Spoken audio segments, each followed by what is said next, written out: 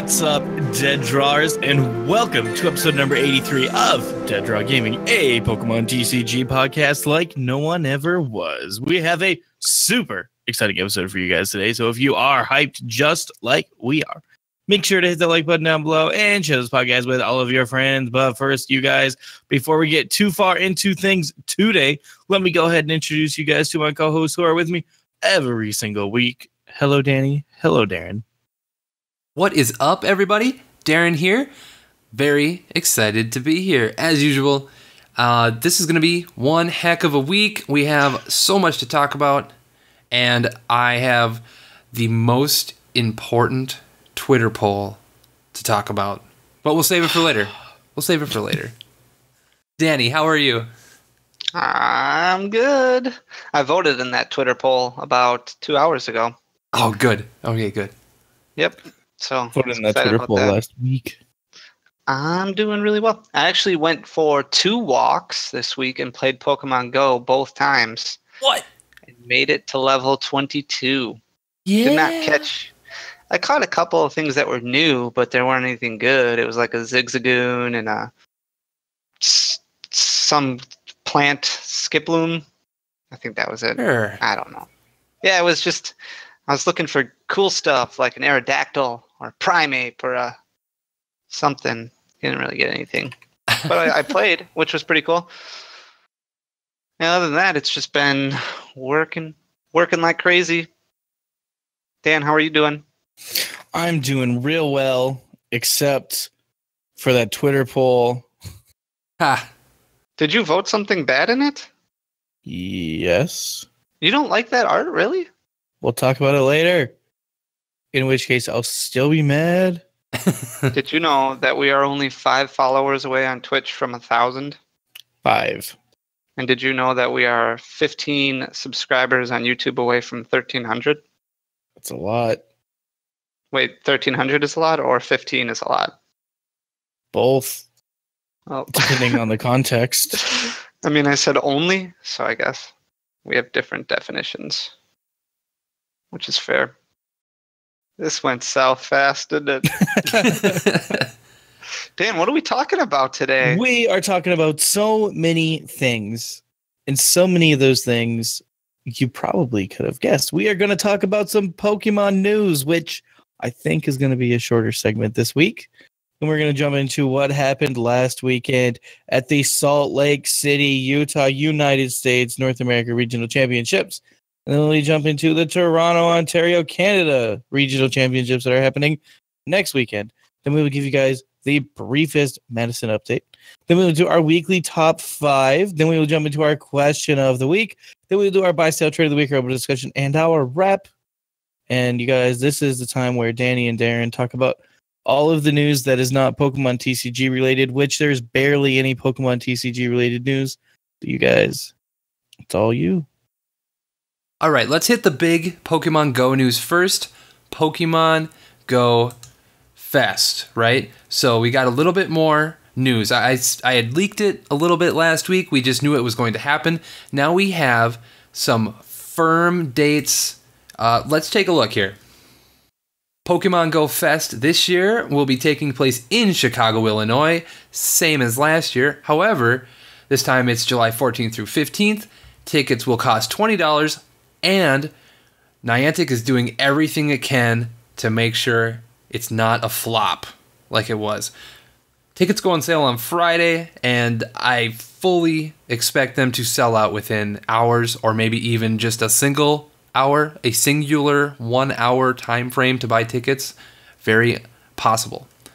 This year, we do know that there's going to be like mobile cell towers driving around all of Chicago. In fact, the entire city is going to be a part of Pokemon Go Fest. Lincoln Park is still going to be the main event area, but the whole city is going to have special stuff. So there's going to be... I thought they were doing it at Grant Park. That's what they did last year. Is it Lincoln Park this year, huh? It is Lincoln Park this year. Yep. Interesting. Yes.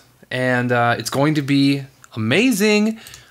We also got some news for our European listeners of a Safari Zone in Dortmund, Germany, June 30th through July 1st. The tickets, it's looking like, are going to be free. That's always a nice number. Well, free 99.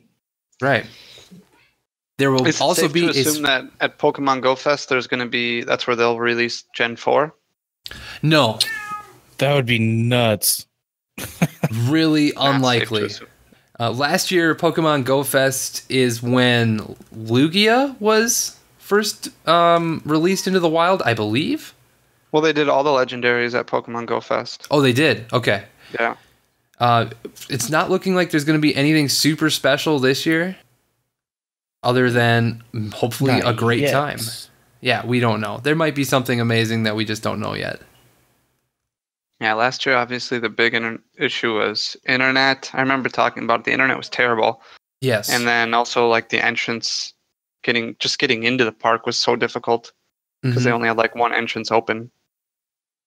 So this time it's going to be in Lincoln Park, and there's going to be stuff to do all around the city. All right. The next little chunk of Pokemon Go news is Latias has now entered North America. I believe Europe now has Latios. So there you go. Go get your carbon copy Psychic Dragon. And that's pretty much it for Pokemon Go news right now. There's more EX Mewtwo raids going out, so if you haven't cracked your game open and you're an active raider, make sure you pull that open and see if you have an EX raid invite for next week. I did not get one. I played the game twice and I didn't get one. Why is that?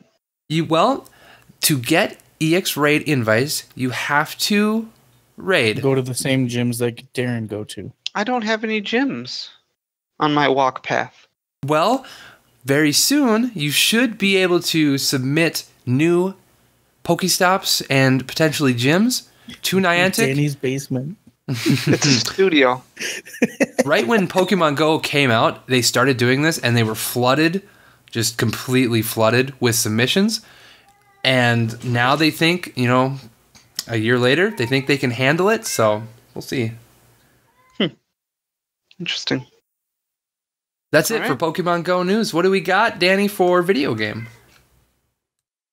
We got a few things that are, first of all, I just want to say, obviously, we had Forbidden Light got released on May 4th, so that was last week. Came out officially on May 4th. We finally got, those prices have dropped a little bit, so I need to go through and edit those. But for the most part, all of the quantities are up to date. So you can check out our website for all that stuff. And then, as far as Ultra Sun and Ultra Moon go, the special distribution of Xerneas and Evital to celebrate the year of legendary Pokemon has begun. This event will give a Evital to Pokemon Sun and Ultra Sun players and a Xerneas to Pokemon Moon and Ultra Moon players. The Pokemon also differ between Sun and Moon and Ultra Sun and Ultra Moon. Our event database has full details of these distributions. This is on Cerebi. The US and GameStop has it from May 4th to the 27th. Canada, you're at EB Games from May 4th to the 27th. Our UK and Spain followers, it is at your game store from May 4th to May 26th. France, May 4th to May 26th at Micromania. Germany, Denmark, Sweden, Finland, and Italy, GameStop, May 4th to the 26th. Australia, EB Games, May 4th to the 26th. And Belgium and the Netherlands, go to Game Mania, May 4th to the 26th. Get your Evital or your Xerneas. Then we've got a little bit of anime news. Japanese TV guys have revealed new episode titles for upcoming episodes of the anime. These episodes are due to air on May 17th, May 24th, May 31st, and June 7th, respectively. The first features Ash training for his journey and meeting Tapu Bulu again. The second features Team Rocket Challenge. Ash now that they have mastered Z moves. The third features Ash facing off against Nanu for the Grand Trial, where he has to beat 3 Pokemon in a row only using a single Pokemon. So episode 1018 is called Tapu Bulu Intense Slacker Training. Episode 1019 is the Decisive Super Battle, Pikachu versus Mimikyu. Episode 1020 is Nanu's Grand Trial, The Awakening of Lycanroc. And episode 1021 is Ultra Beast Clash, Operation Rumble Crash. So mark your calendars for those. Finally, The special battle rules for Season 10 have been revealed for Pokemon Ultra Sun and Ultra Moon. Season 10 will run from May 15th to July 10th and runs on Sun and Moon and Pokemon Ultra Sun and Ultra Moon with rankings separate to each other. This rule set is rather standard but runs inverse battles, meaning that the type chart is inverted. Whoa. So normal types are super effective against ghost types and so forth. Rough. Yeah, the restrictions are National Pokedex, no Mewtwo, Mew, Lugia, Ho-Oh, Celebi, Kyogre, Kyogre, Groudon, Rayquaza, Jirachi, Deoxys, Dialga. Wow, is it loud in here?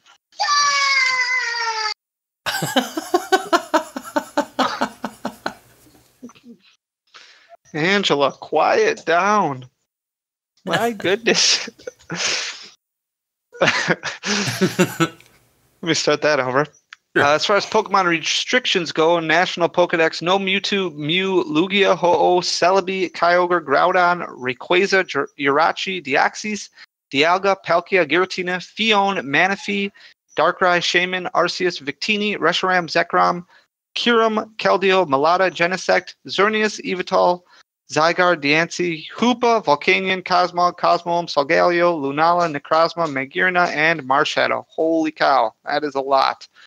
The other standard rules apply, including all set to level 50 if above that, and you choose 4 Pokemon out of your 6, and you cannot have 2 Pokemon holding the same hold item. Battles have a 10-minute duration, with turns having a 60-second timer. Inverse battles. Yeah, dude. That's crazy. So normal types are super effective against ghost types. Yep. Wow. Yeah, it's bonkers. It's like fire types are super effective against water types. Nuts. Oh. All right, I think that's all that I have for non-TCG related news. I can spit it over to Dan, and you can talk about the limited amount of TCG related news that we have. I literally have one like super small thing, and that's we got the announcement for the next regionals playmat and promo. Yeah. So the next regional promo will be Reverse Hollow Diantha with the regional stamp, and the next playmat will feature Naganadel, and it'll be like a Forbidden Light booster pack artwork kind of thing. Pretty sweet. I like the look of it a lot. That's actually the only TCG news that I have. Wow. That's it, huh? Yeah. Yeah, I thought Poke Beach was maybe broken for the last week because when I went on it to look up news earlier this morning, I was like, what? Then there wasn't news anywhere else, so that's it. I guess that makes sense. I mean, usually around the set release, we have kind of a lull. Mm-hmm.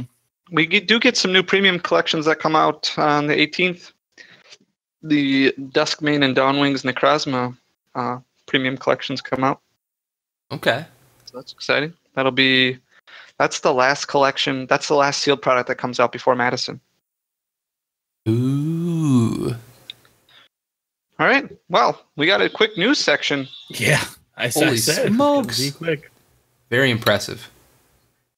Let's talk about Utah. Utah was last weekend. Yeah, we only had, 295 Masters? 280. 280 exactly. Wow. So this is the first time this season that a regional event was smaller than the previous year. Mm-hmm. That's just a crazy fact. Holy smokes. Why? It's a solid mix of my 3 best guesses are it's in Salt Lake City, it's expanded, and it's right around the time that people are finishing school. You're going to have to expand on your point of it being in Salt Lake City. Salt Lake City is not an easy city to fly to. It's expensive. There's no larger regional airports near it. Kind of just an odd spot. Okay. Should Salt Lake City have a regional next year? I don't think that any city necessarily deserves to lose their regional. If I had to pick one based on attendance alone, obviously this would be it. I think that the way a tournament is run should more factor into that city getting a regional again or not. Not necessarily just with where it's held. Because I'd much rather see a 280 master tournament where it was run flawlessly versus a 800 player tournament that players didn't get out of until 1 a.m. Well, you could still run the tournament. I didn't hear any griping about how the tournament was ran, but And neither did I. if you moved it, I don't know how close, I guess. Let's see here. There's 4 tournaments in the next 5 weeks. Hold on 1 second. I guess Or Denver's 3 a lot tournaments worse. in the next 4 weeks, I guess. So if you But want to 3 keep something on tournaments in the next East 4 Coast, weeks. West Coast. West Coast. If you want to keep something on the West Coast, why not move it to like Denver, which has an international airport, a huge airport. You might be able to attract a lot more. Las Vegas. Yeah. But I understand why Pokemon wouldn't want to go to Las Vegas. I'm sure the venues are crazy expensive. Plus, Yeah, but it's literally Sin City. everything else is cheap. Hotels are cheap. Flights are cheap. That's true. Yeah, and if you win money in Vegas, not drinking it's and free. gambling, everything is cheap. That's true. Plus, all you have to do is win at the slot machines, and then your trip is totally cheap. Mm-hmm. It's like Easy free. I'm not against it. I'm not against Las Vegas. You know, now they have a good hockey team and they have a football team coming. Why can't they have Pokemon regionals? Heck What's yeah. hockey? What? Salt Lake City is about 8 hours away from Denver and about 6 hours away from Las Vegas. And I don't think, okay, Darren, maybe you can explain this to me a little bit. So a lot of the tournaments that we've had, the regional events that we've had, I've been able to look up pairings, which I enjoy doing because then I don't have to hound our pro and our AM team asking for updates on how they're doing. I can just look up pairings. Yeah. But Utah wasn't a part of RK9 systems at all, right? Not as So far as I'm when I looked aware. at- I went there a few times and yeah, I couldn't find the pairings at all. Yeah, and I had one of our pro players player ID, but I could only look at their pairings. It must have been a different system. Maybe that tournament organizer or someone he knows developed their own online system. I mean, not impossible, not against the rules. My problem with Utah has nothing to do with the way that the event was run, because I don't think it was run poorly at all, at least not from what I was hearing. Granted, these people have been doing it for a while. It seems like we always praise Jimmy Ballard because he kind of takes things to the next level. He's always looking to improve, whereas this has been something like Utah has been a very consistent performer for a while now, where they've been performing the same over and over again. If it's not broken, why fix it type thing. You know what I mean? Sure. Whereas Jimmy is kind of an innovator and kind of tries to continue to push the envelope and take things to the next level. So one thing that I had a major issue with was the stream setup. And the stream was to no fault anybody's aside from the venue. Like, I understand it didn't have any commentary, which was annoying, but the only time they tried to commentate for it, the bandwidth couldn't support somebody commentating and streaming the actual match. It was super choppy. Yep. It was just terrible. So all they could really do was have music in the background, and then you had to pay attention if you wanted to watch the stream. And if you missed something, you just ended up missing it. And I know it's at Utah State Fair Park. Like, maybe we need to look for a different venue. Maybe we need to look for a different area. 280 Masters, I understand completely that it's late in the season and it's in the middle of, it's at the beginning of a bunch of other regional tournaments, and it's the same stale format, even though it turned out not being a stale format at all at the end of things. And it's not an easy place to travel to. I get all that stuff, but 280 Masters compared to what we've seen and what we're used to, I mean, I don't expect Madison to necessarily, I don't know if Madison will have the same amount of Masters as it had last year. It might not, because it's the last regional. But at the same time, Madison's already over 280. Well over 280. Mm-hmm. There's got to be a separation there. Is it as simple as was like 370? The big, like, it's got to be. Is it as simple as Madison's just easier to get to? You can fly into Chicago and drive up. You can fly into Milwaukee and drive west. Minneapolis, even like if you had family in there or something, a lot of people do. Yeah, you can even fly into Madison, and flights aren't super outrageous because, I mean, it's the Midwest, so it's easier to get to. It's if you're going from the East Coast over to the West Coast, it's a lot more difficult to get there. And if you're somebody who's in top 16, you don't really have a choice. You got to go. But a lot of the players, there's still a lot of players who are on the cusp of invites. And let's not, I mean, regionals is no joke. Like, you get 250 points for winning or 200 points for winning. 200. Like, you could be at 150 points, 100 points. This could be the beginning. You could literally start playing last week and hit up 4 regionals and get your invite without a problem. So I like to think it's got to be more than just it's too hard of a place to get into. And maybe I'm overreading it. Let's take it in context to the other regionals. So there are, like you said, 4 regionals in 5 weeks. This regional is definitely the one out in the sticks. You know, the other 3 are closer to major meccas, and just easier to get to, cheaper to get to. So like if you're making the decision as a pro player and you're not gunning for top 16, or even if you're a casual player, you want to go to 1 or 2 regionals, you're not going to pick the one that's out of the way. You're going to pick the one that's closest to you and Jimmy Ballard's. I guess. I mean, yeah. I can't disagree with anything you've said. Yeah, I think it's just something worth talking about a little bit because it's a substantial difference. It's a huge noticeable thing. I mean, like I said, I have no knocks against the organizers. I have nothing bad to say about the tournament at all. It seems like it ran really well. I just think that the question needs to be brought up as to what can Salt Lake City do to make their event bigger. And maybe it's fine the way it is. Maybe 280 Masters is fine. I'm sure some people didn't care that it was only 280 Masters. I just like a bigger tournament because it's more rounds. There's more jockeying for position. Well, it's the same number of rounds, at least day 1. Not day 2. There's an extra round in there. I just really like the bigger numbers. That's all. It just shows growth. Like, this is the first time in a long time we haven't shown growth. Right? I mean, you're tracking how the game is going. You want the game to grow. If we're business owners, we want the game to continuously grow and keep performing higher and higher. And now you have a little bit of a setback. Granted, it's early on. We'll see what Toronto does this weekend. And I know that their numbers are good. And then you have Roanoke. Then you have special events. Then you have a regionals abroad. And then you have Madison. There's a lot coming up still. So this is at the beginning of a long stretch after maybe we have to look at changing dates up a little bit again. Well, there's Cancun special event also, which I know people are going to be going to.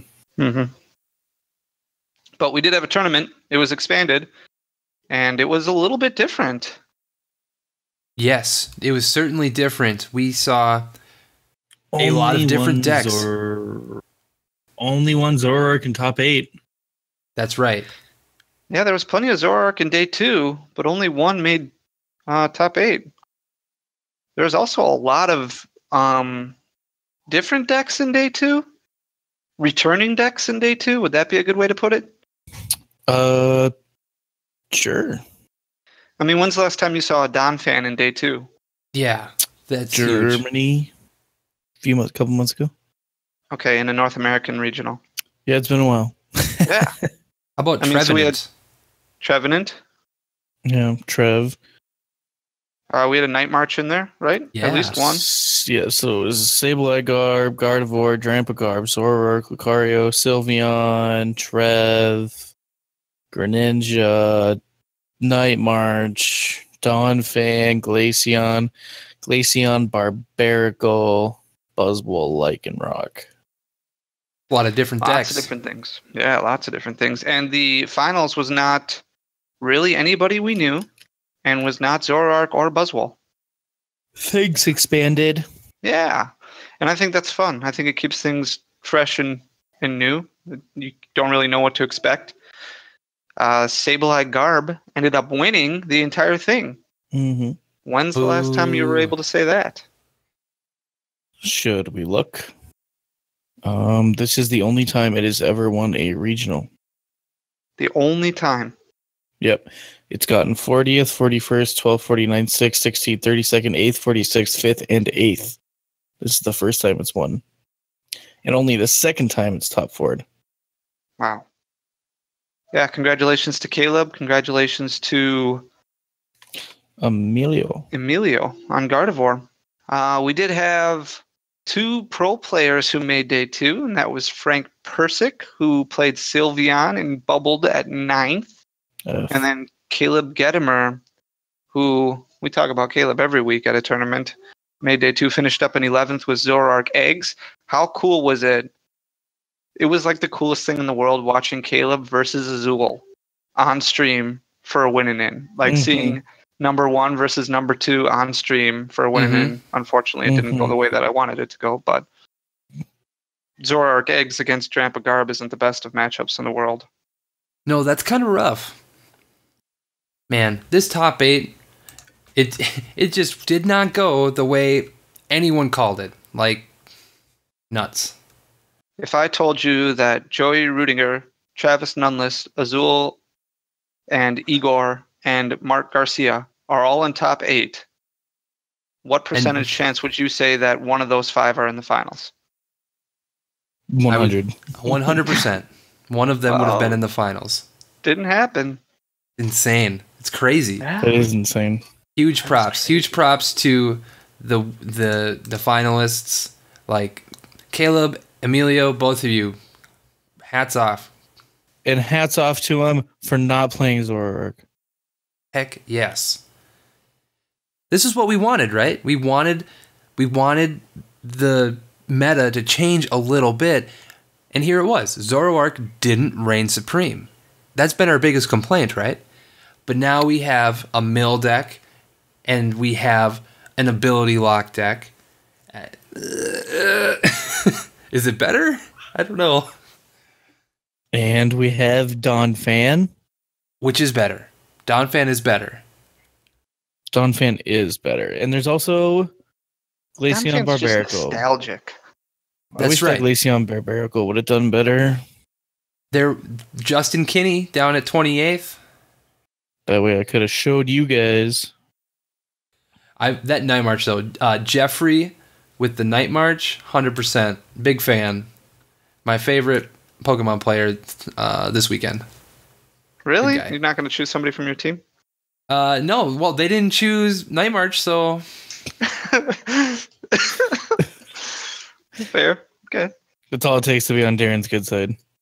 It's kind of true. This is why I like Expanded more than I like Standard. I know that there's a lot of complaints about Expanded. I don't get it. I really don't. Like, there's as many Expanded tournaments as there are Standard.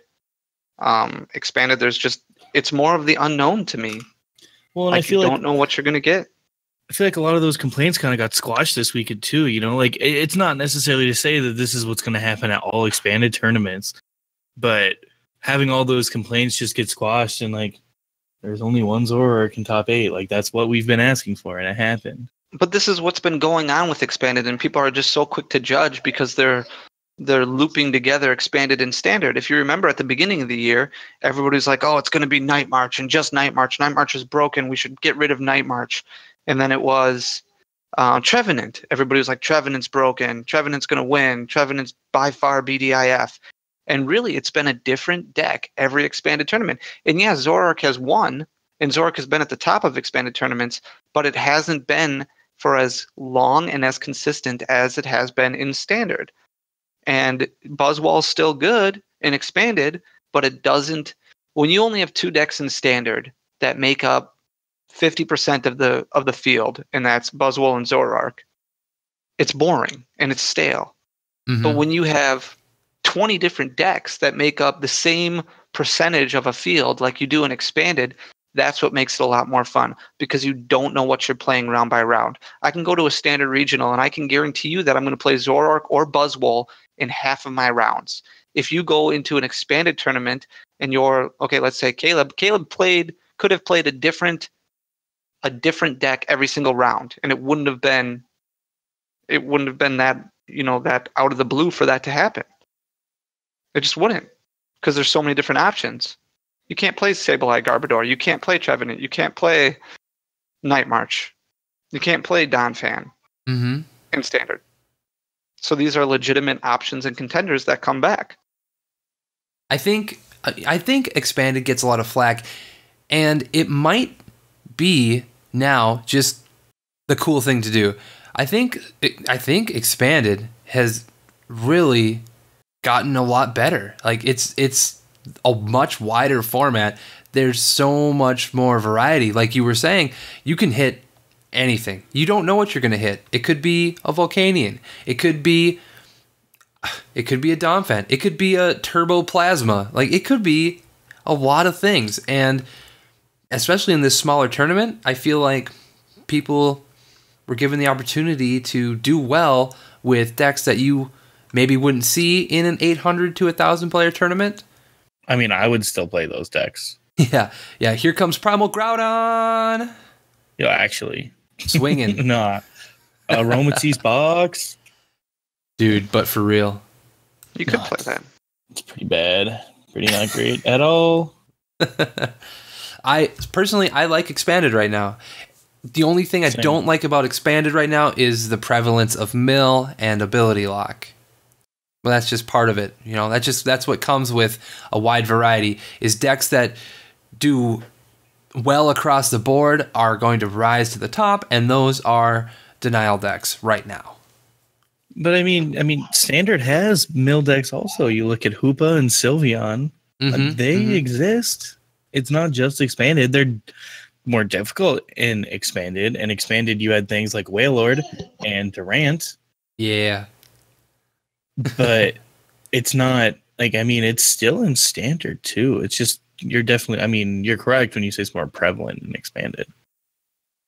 I think the thing I like the most about Expanded is you can't tech for everything, so players don't even bother. You just make your deck as good as you can and go for it, you know? Because you can't throw a tech in for everything. Like Standard, you can play counter Zoroark. Fun. I like Expanded right now. Yeah, very, very, very fun. Cool. Well, that was our little dive into Utah. Anything else we got to say about that? No? I don't have anything else to say. Just want to give a quick shout out and congratulations again to Kaleb Sommers, who won with Sableye Garbodor's first ever regional victory. Nito So Burrito. congrats to him. Yeah, huge grats. Yeah, there's another Roanoke is in 2 weeks. That's the next expanded tournament, and that Forbidden Light will be legal for. So we'll see if that makes any continued indent on the meta. I think that'll be really fun to talk about next week, and I'm excited for it. Yeah, actually, I think it would be fun to get our pro players on like a round table and kind of discuss what Forbidden Light's going to do to the meta, both in expanded and standard, since we have Roanoke and then Madison following right after it. I'm probably able to whip something like that up. Good, because I was hinting at it. Yeah, I got it. I'm on it. At PokePersic. Let's do a YouTube video. Who's that? Beautiful.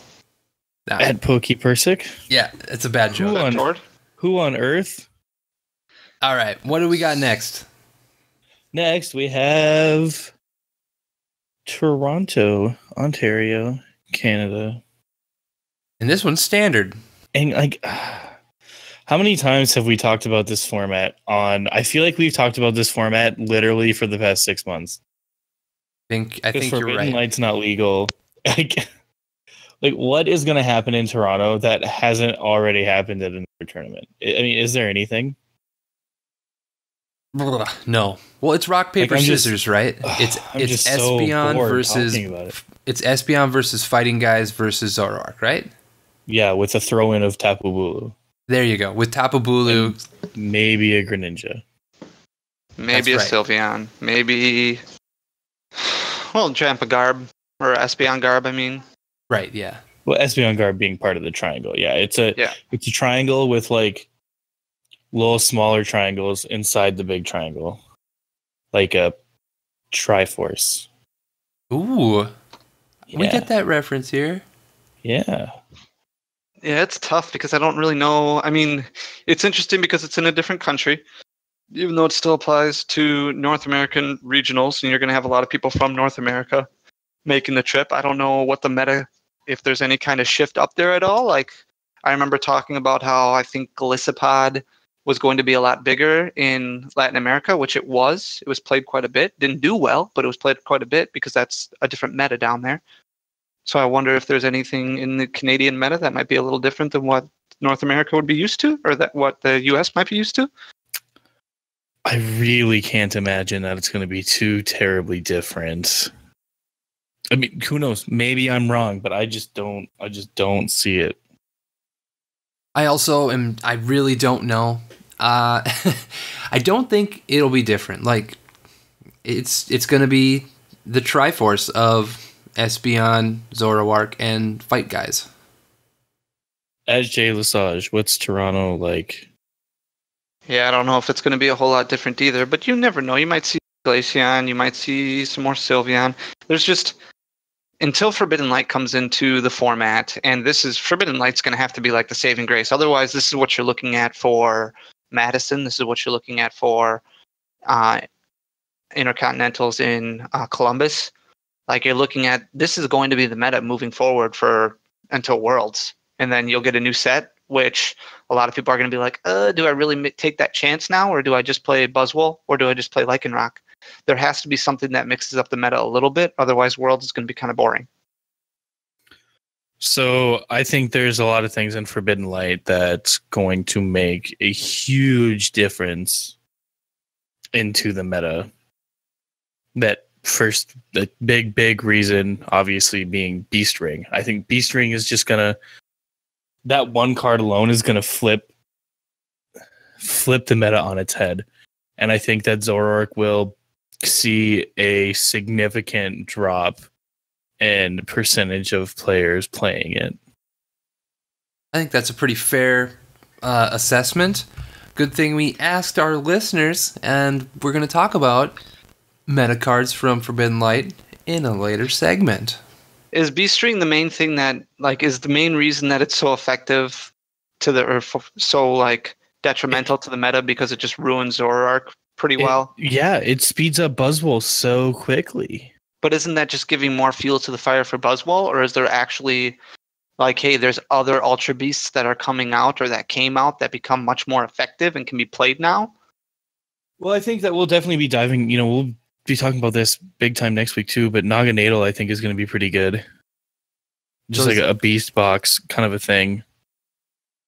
Yeah, so Naganadel and Ultra Necrozma, right? Is that what it is? Yeah, Naganadel. Well, it's Naganadel just like you play a Buzzwole, you have Beast Energy, obviously, but you play like a Kartana, you play the Baby Buzz, you play the little Xurkitree dude, and you play the regulars or the Xurkitree GX, and like you just have all these different Ultra Beasts.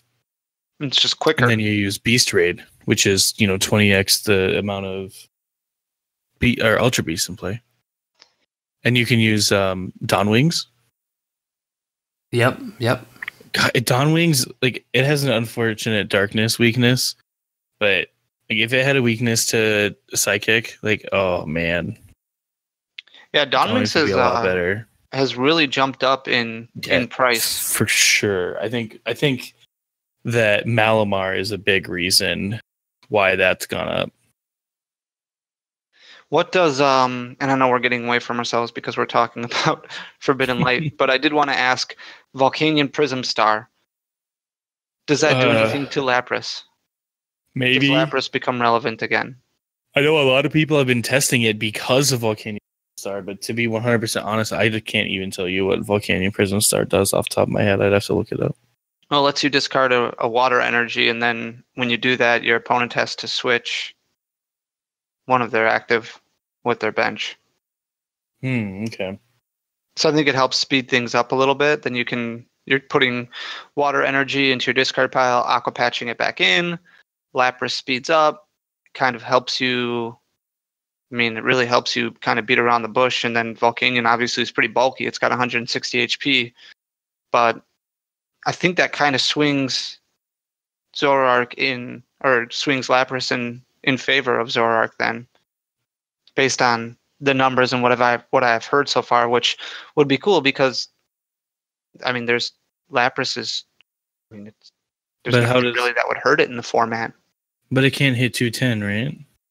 No, it can't. I mean, it can with, I think one of its GX attack can, but its second No. attack cannot. I think it's the second attack that does 160 and the GX only does 100 on Lapras, right? Yeah, and then it paralyzes, I believe. Yeah. The GX attack? I Yeah, can't remember. it's like 100 damage and paralyzed, and its second is like 160 and you can't attack next turn. Oh, yeah. Well, that could still hit 210. How? Choice Choice Bank and Kui. Kui. Jinx. Mm-hmm. I would not use Jinx in my Lapras deck. I no. No not. victory kisses. Maybe None. Wobbuffet. But then you would be damaging your Volcanion Prism Star. I think I'm just really excited to talk about Forbidden Light because I want the format to shake up a little bit since it is so stale right now. Like, I like Zoroark. Don't get me wrong. Zoroark's very cool. Like, I think it's great for the game. I think it was just too good, too fast. And one of the things that we talked about with Sun and Moon that we were so excited about was the format slowing down. Right? Remember that? We were just so upset because Night March was so fast. Mega Ray was so fast. All these decks, you just drew through your deck so fast. And we're finally getting rid of Shaman. We're finally getting rid of Night March. We're getting rid of these decks that just blew through their entire deck, all their draw power so fast, and we were slowing down. All of a sudden you had stage 1s and stage 2s that became relevant. You couldn't just put down a big basic right away and hit for 400 damage.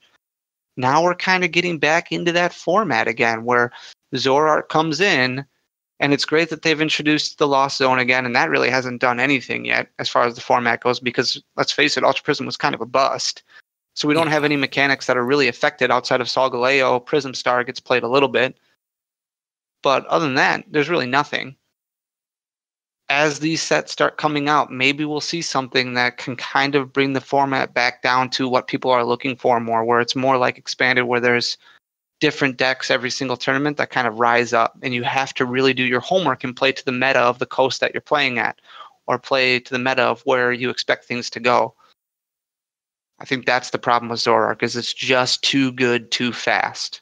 And the only reason, like, I think Buzzwole is a great card, but let's face it, if Zoroark didn't exist, would Buzzwole be BDIF?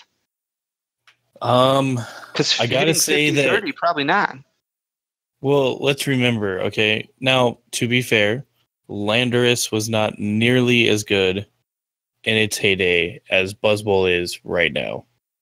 Whereas Darkrai was as good in its heyday as Zoroark is right now. Now, they're two completely different cards, but you look at Darkrai's prime, Landorus wasn't the thing that beat Darkrai. It was Terrakion. It was a revenge Pokemon. So maybe we look at like Baby Buzzwole and Lucario. Like, I don't know, would those be good if Zoroark was around? It's crazy to think about, but like if Shining Legends wasn't printed, Lapras would probably still be good. A lot of things would probably still be good. Metagross would probably still be pretty good. Decidueye would probably still be pretty good. Yeah. I mean, when you think about it, Landorus was good. One of the main reasons Landorus was good was because when Strong Energy came out and you were hitting just like Buzzwole, you were hitting 50-30, but then you also had Fighting Stadium, which helped you hit for 20 more. Well, I wasn't even thinking. And you had Bats. So you could 2-hit KO anything in the active. I was even thinking pre like XY Landorus. Oh, okay. But Landorus definitely did get better when Furious Fists came out.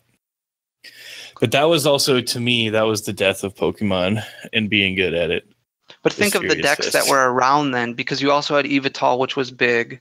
And I know this is later than what you're talking about. Years. Yveltal was big, and Seismitoad was big, and Gardevoir was big. You know, at that time, there was still like 4 or 5 decks in the format that were decent. Whereas now, other decks that make top 32, but let's face it, do they have a legitimate chance at winning? Because it's just these 3. Like, Hoopa is fun. That's fine to come into the format and kind of cause a little chaos. Never win a regional. But it's unlikely to win. Glaceon is fine, but it's unlikely to win. Like, it's great to see if you get great matchups, then you'll make day 2, and it takes a really skilled player. Sylveon, awesome, takes a lot of skill, and you might make day 2 with these. But realistically, to make it into the finals, your best bet's going to be Zoroark or Buzzwole. And I think that's what people who are chasing points right now need to realize.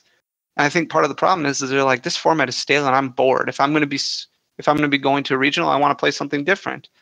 And that's fine, but then you're likely not going to win. And it's tough because, like me as a competitor, if I go to a tournament, I don't like playing the meta deck. Like, I don't want to play the main deck that everybody else is playing. I want to be the mad scientist guy who thinks of something and maybe makes a deck that's a little bit different, has some techs in it that beat pretty much all the decks. You know, it's tough. And then you have people who are like, no, I gotta be serious. I gotta play Buzzwole or Zoroark, and those are the people that make it to the finals. Yeah, I think it's gonna be the same thing in Toronto. We don't make the everything finals, that you just said is 100% and not anymore correct.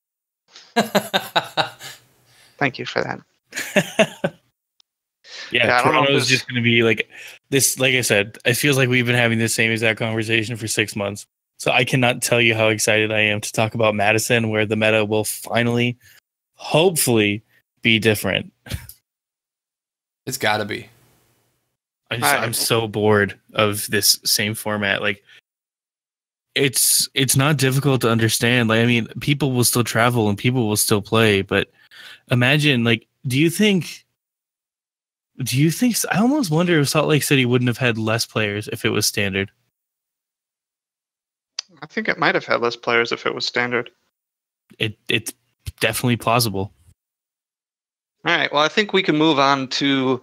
We'll talk about Madison a little bit now, and we'll talk more about Toronto next week. There is going to be a stream. I believe Critical Hit is putting it on, so we'll drop that stream link this weekend so you can keep track of how Zoroark and Buzzwole and SB Garb are doing. And then we'll talk about it a little bit next week, and then we'll talk a little bit more about Forbidden Light, and hopefully Dan will be able to record a video with some of our pro players, just kind of give you an insight of the pro players' minds about how Forbidden Light's going to actually impact this stale format moving forward, both in the expanded format and in the standard format, getting closer to Madison. Because I want to make sure that we provide some fun competitive content leading up to Madison, which we're going to talk about a little bit right now, just kind of giving everybody an update, because a few weeks ago we talked about Madison and we had a lot to do.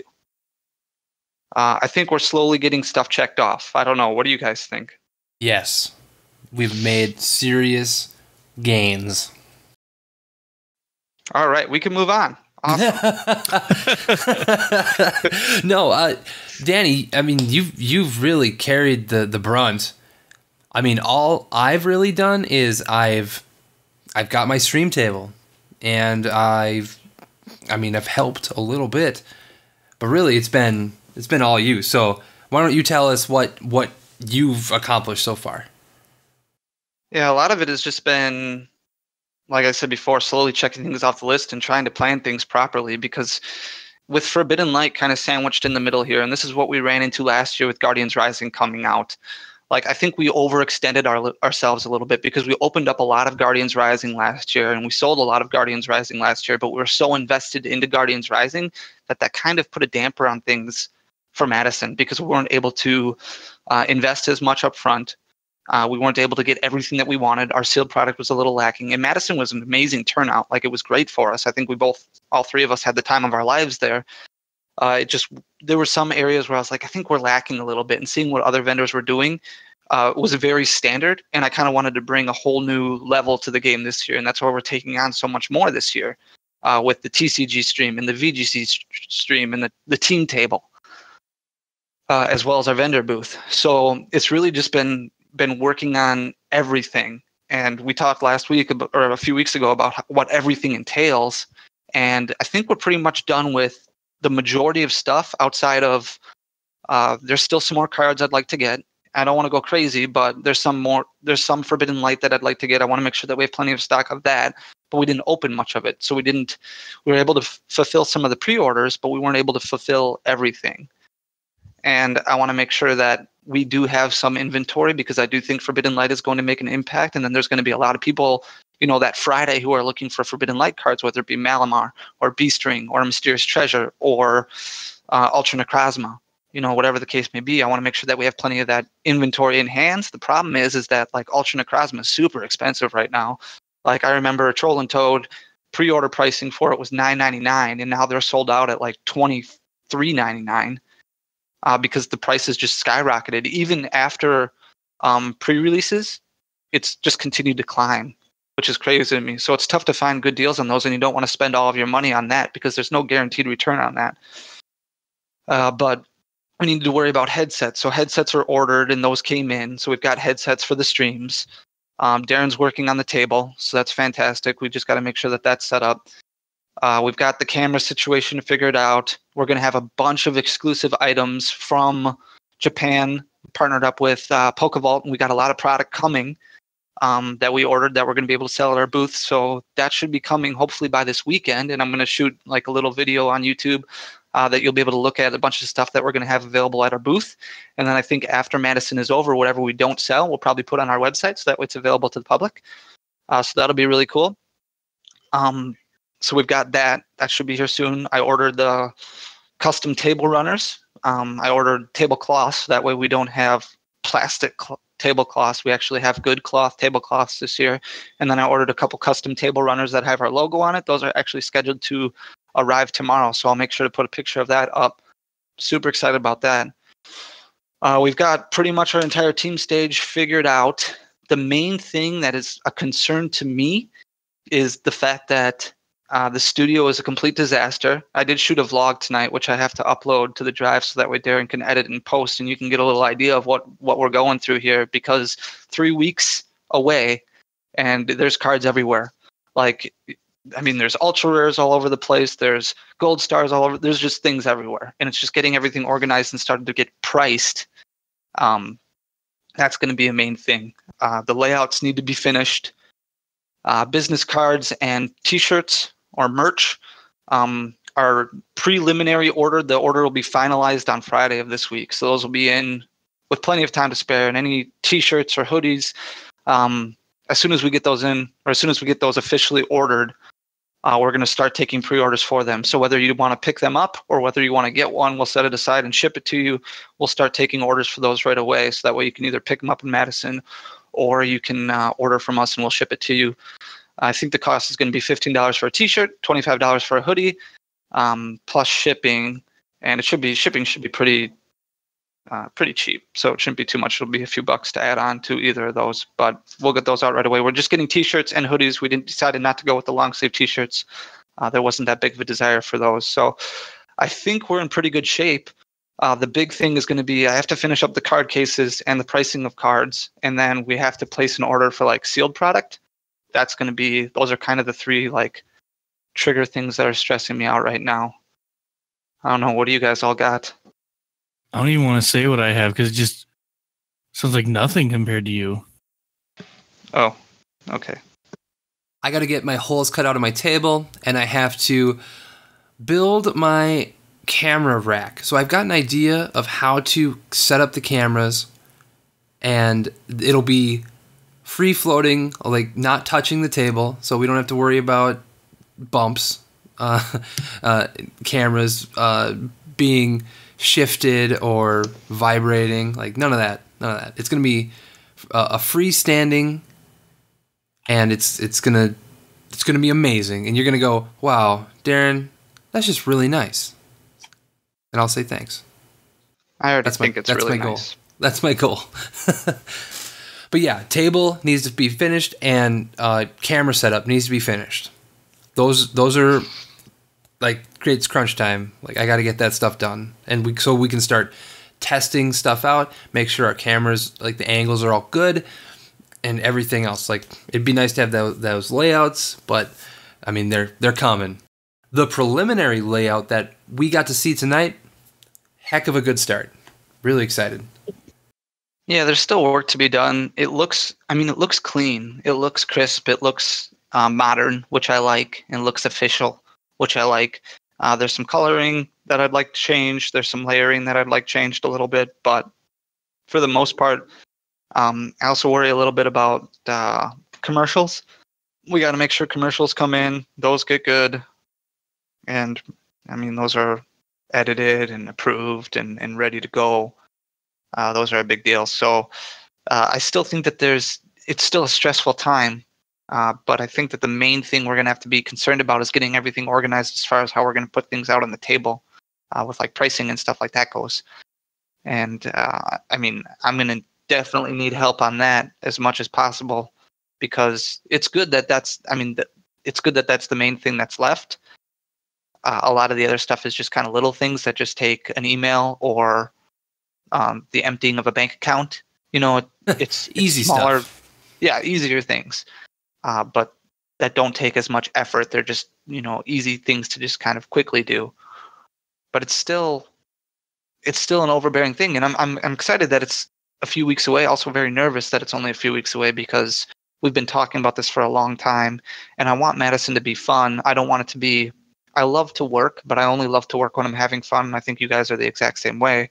And I want to make sure that hopefully everybody who listens to this podcast, as many of you are coming, and we can meet up and, I don't know, maybe do a hangout or something afterwards. It would be a lot of fun just to get together and not just interact with people inside a convention hall, but also outside of a convention hall.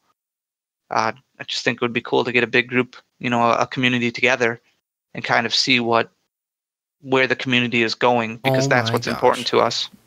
Danny, can we get a huge, like, 100 people dead drawer picture this year? That would be awesome. Wow.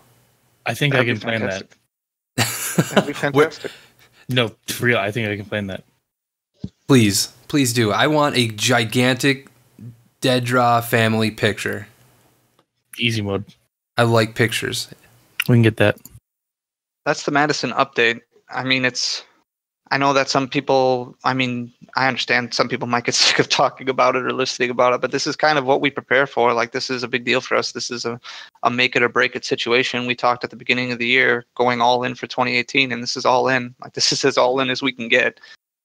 So it's coming to fruition. And in a few weeks, I think we're going to be sitting here talking about how great it was and how successful it was and how we can't wait for next year. And it's a lot of work. And anybody who's ever done conventions before knows kind of what we're going through and knows what we're talking about. But it's just kind of continuing to raise that bar a little bit higher every time and trying to accomplish something that's a little bit new.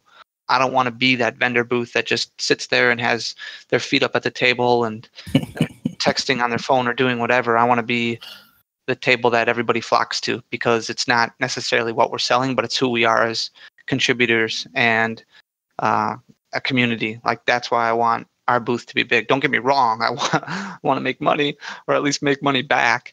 But really, it's just getting to know everybody. Like, this is our chance. We don't get to go to a lot of events, and this is the event that's in our backyard. So I want to get to meet and get to know everybody who we can meet. I'm so excited to see all these people. I mean, a lot of our streamer friends are going to be there. All of their fans are going to be there, seeing them. It's going to be huge. This is going to be nuts, you guys. Mm-hmm. All right. Well, anything else you guys want to say about Madison, or should we move on? I'm hyped. I'm hyped up. Same. Our brief update turned out to be not so brief. That's okay. It's gonna be very exciting, you guys. I can't wait to see you all there. I can't wait for all of you to be a part of the big team or Deaddrawgaming family photo. Yes. You'll I'll have to coordinate it. A time that will be. So. Oh man, that's gonna be tough. It's hard enough to try to get like our entire pro team in one picture. We've never been successful at that. Get me started. All right. Well, we can move on. Let's move on. What should we talk about? Weekly top 5 this week. Weekly top 5. There it is. That's nice.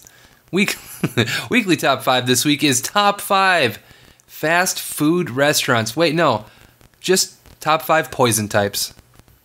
I see what you did there. Yeah. I gotta get the metaphor. I'm very funny. Yes. You're hilarious. I can only come up with 3 favorite fast foods, because despite how I look, I actually do not eat fast food that often, and I'm not the world's biggest fan. That's all right. I wasn't actually planning on picking out top 5 fast food restaurants, so I didn't even make a list. Oh, I just Five Guys Burgers and Fries, Jersey Mike's, and Illegal Pete's.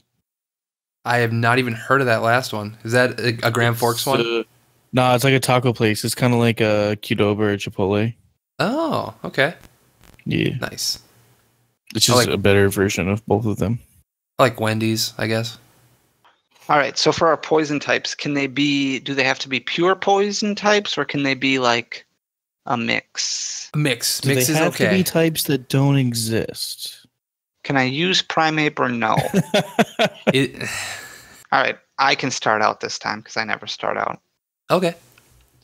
All right. My number 5 is Beedrill. Nice. You. That's your number 5 is Mew? Okay, Dan's number 5 is Mew. Darren? My number 5 is a Alolan Muck. Cool. My number 5 is Wheezing. Wheezing. That was good. That was great. That was spot on. Thank you. My number 4 is... I'm going to go with Crobat.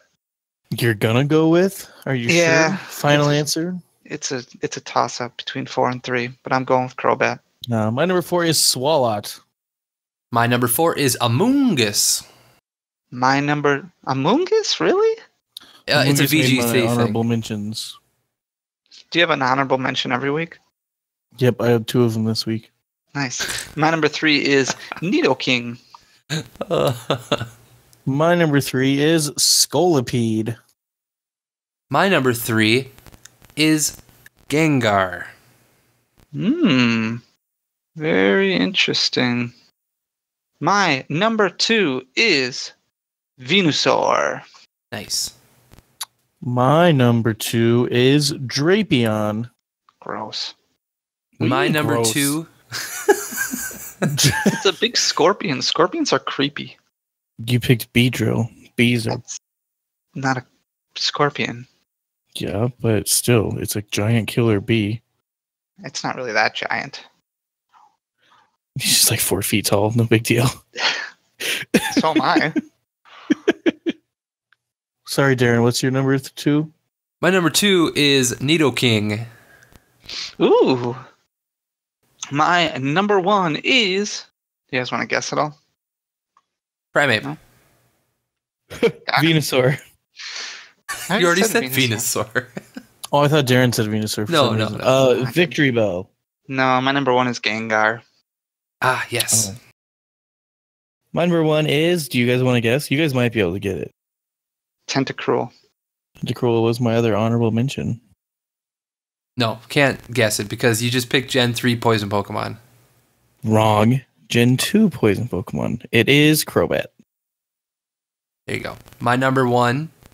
Are we on number 1 now? Yep. Is Crobat. Yeah. Crobat. Hey, look at us. Yeah. We all 3 had Crobat. Danny just had him in the wrong spot. A different spot. Debatable. Not on this console. When I played VGC, I often used Amoonguss, Nidoking, and Crobat. Very commonly. Great Pokemon. Does anybody like Ekans? No? It's not that I dislike Ekans. It's that... I don't know. I thought you Ekans might have is like Skuntank on your list. Why would you think that? I don't know. I mean, Scolipede and Drapion I kind are of pretty feel like blah. I should be offended. You should be offended. Too funny. Well, to you, maybe. Buzzing. There it was. Top 5. We did it. Poison Pokemon. Hooray. And Crobat's the winner for best poison type. I can go with that. That's fine. Yeah, You didn't have Gengar on your list at all, Dan? I'm not a big Gengar fan, personally. All right. Try. What do you think, guys? You ready for the question of the week? Now I am. Oh, yeah. Same. Let's do this. Last week, we asked everybody, what card from Forbidden Light do you think is going to make the biggest impact on the meta? And we got a very wide variety of answers. Let's start with Twitter, since I'm already on Twitter. Our first response comes from Professor Pancham. He says, honestly, I think the card that'll have the most impact is Diancie. That would be the Diancie Prism Star. And Diancie is a very common answer here. Tyler on Twitter says Diancie hands down, but the dark horse is Volcanion Prism. Tim Melton says my vote is Beast Ring. Finally, a right answer. Oh. Dylan says Malamar. Great response. And Keshvinder says Malamar. Also, Mysterious Treasure. Let's hop over to the Facebook.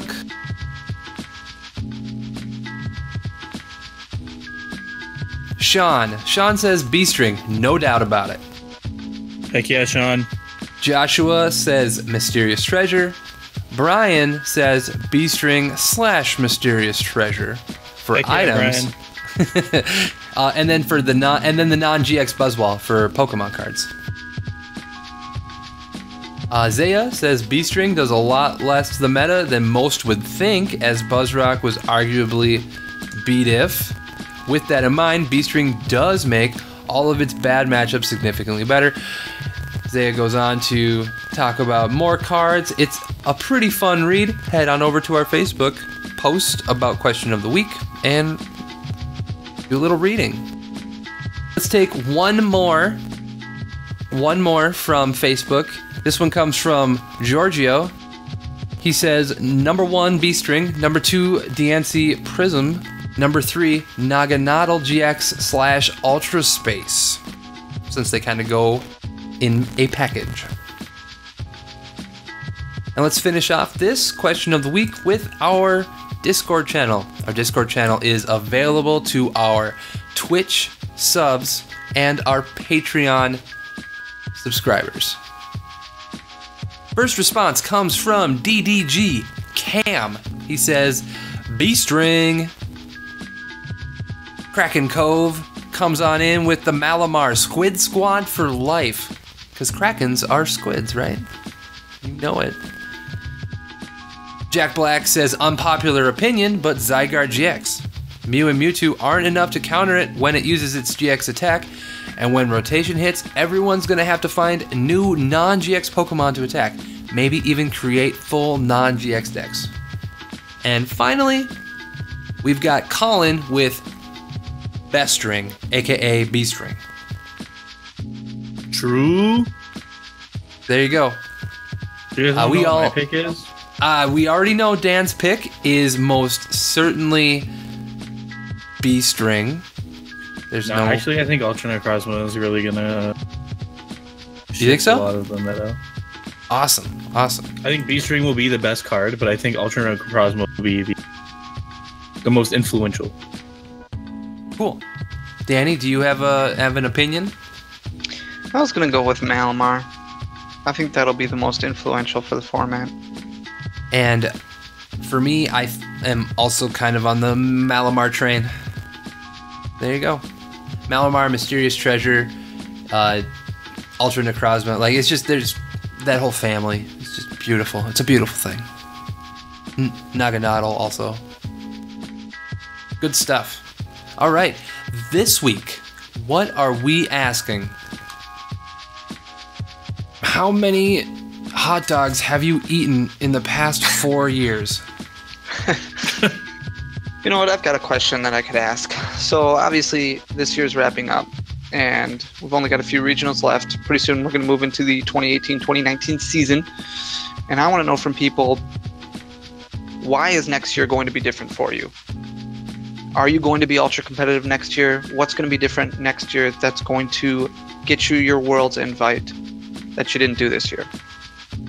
All right, so there it is. Our question of the week this week is all about next season. Are you going to be more active? Are you going to take a break? What's going to be different? Tell us all about it. You're going to play in as many tournaments as Kaleb Sommers? Yeah. Maybe you qualified for Worlds this year and next year you want to go for top 16? Yeah. Leave your responses on Facebook, on Twitter, on our Discord channel, on YouTube, on Twitch. Email it to us at deaddrawgaming@gmail.com. And we just might read your response on next week's podcast. Awesome. Well, with that, we can move into our buy-sell trade of the week, which I will keep pretty short and sweet this week, even though there was quite a bit of stuff that I did purchase. A lot of stuff was focusing on Forbidden Light, and I did buy some Zygardes and some Greninjas, mostly because those are kind of the higher-end regular art GXs that I could find for a decent price. I did find one Ultra Necrozma regular art for $14 earlier today, and I found an Ultra Necrozma full art for $18 earlier this week.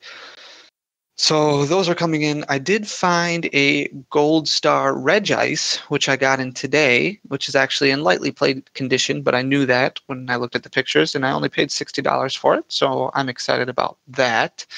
And then I did get a Shining Gyarados First Edition and a Shining Magikarp First Edition in, and I paid $40 each on these guys, and they are super clean. So I'm very excited about those. Other than that, just got some Buzzwoles in. I did find a secret rare B-String that I paid $30 for, which I'm excited about also. And it's not, B-String has gone down quite a bit for the secret rare version, but it's still about a $48 to $50 card. Other than that, there's not, there's other stuff that I bought, but a lot of it was just lower end stuff as I continue to prepare for Madison inventory. I haven't been able to keep Tapu Leles in stock very well, so I buy those every week and they sell pretty quickly. So I know last year we only had a couple at Madison, and I want to at least have several. I think I had 12 at one point, and now I'm back down to 8 again. So got to keep stocking up on those as I can see fit. But on that, I'll look for a few other cards. I think we're pretty well stocked up. Want to find a little bit harder to find items. Yeah, that's pretty much it for buy, sell, trade. So I think we can move into our open discussion. What do you guys got? Just the most important Twitter poll of DDG's history. Oh, jeez. Can't believe how many people were wrong about this. Dude, are you kidding me? You can't even. All right, so for those that may have forgotten, last week Dan said that Team Rocket's Dark Charmeleon card, all the way from 20 years ago, not that great.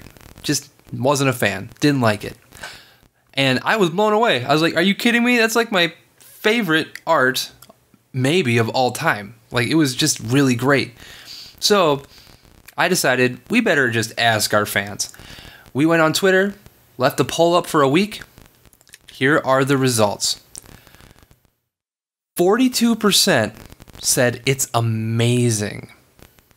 44% said it's good. 11% said meh. And 3% said I really don't like it. There's a solid chance I am the 3%. You are half of the 3%. Half of it. All right. Well, we got one person on Team Dan. That's right. One person agrees with Dan. Don't you just have 2 Twitter accounts that you used? Oh, don't do this, Dan. Are you cheating the system? No. If I wanted to cheat, you think I would have done it that poorly? You're right. If we cheat, we're winning. But there you go. A solid 86% of voters were positive on Dark Charmeleon. So thank you, everyone, for saying that I'm right. That's nice. I mean, it's an opinion, so you can't be right or wrong, but 86% of people were wrong. So. Isn't that fun? Just, it's 2018. Stare facts in the face and disagree. That's Dan. It's also 2018 when opinions are facts. That's just how it is. Mm-hmm. All right. Man, that was actually a lot of fun. I think I'm going to try to do more Twitter polls. I actually think Twitter polls are a huge way to get people involved and gain followers. Heck yeah. I mean, I agree. So I think we should do it more. Well, heck yeah, we should do it more. This was our first one, so we've already done it way more than usual. True. Let's make a Twitter poll on how often we should do Twitter polls. The meta. Oh, I think we can just figure that one out on our own. Maybe our Twitter poll should just be Pokemon related. Fair enough. Every time there's a disagreement in our team chat, I'm just going to Twitter poll it. incoming hourly Twitter polls. What else do we have for open discussion? So it's, to me, technically still Wednesday, which means it is day 2 of the stream train, which is what I'm calling it. I'm going to stream every single day until Madison Regionals. Every day? Every single day. Holy smokes. Including my birthday in a week. Ooh, baby. Aren't you going to do a 24-hour stream when we hit 1,000? Yeah, that's the goal, and we're pretty close. Well, I'm not going to do it as soon as we hit 1,000. I'm going to plan it once we hit 1,000. That's fair. In 10 years, I will do a 24-hour stream. Hopefully everybody forgets. No, it'll be pretty soon, but it'll probably be after Madison. Fair enough. That's You have to play Primal Groudon for all 24 hours. Please? There's a solid chance that I die on camera on the internet. I think Twitch frowns on dying on their website. Well, Danny made me play Primal Groudon for 24 hours, so I have his address. Oh, man. But can you remember it? Can you say it out loud? Oh, God, no, I have to... you would have to look at it. Message somewhere. Yeah, exactly. We are pushing real hard for subs on YouTube. We are close to 1,300, and our goal is 2,000 by Madison. So head on over to YouTube, give us a follow. We got some great content coming out now that now that Danny has a good camera. So I'm just very excited for what's happening here. And you should be too, because you support us enough to listen to our podcast. You support us by giving us your business, giving us your ear. Why not give us your eyeballs too? Hop on over to YouTube. Just give us a follow. And you could honestly win a box of Forbidden Light. Or a case if we hit 5,000. That's really reaching for the stars. But it could happen. And you could be the guy that wins it. Or the gal. That's right. Or the autonomous android. I don't know. Androids exist now, right? Somewhere. Dan, anything you got for open discussion? Nope, just the stream thing that I already talked about. Awesome. You can take us home. All right. So, you guys, if you enjoyed episode number 83 of Deaddrawgaming, a Pokemon TCG podcast like no one ever was, make sure to hit that like button down below and share this podcast with all of your friends, and make sure to join us next week where we recap what happened in Toronto this week and what is going to happen in Roanoke in 2 weeks. But that is all we have for you right now. So for Danny, for Darren, I am Dan. We will see you next time.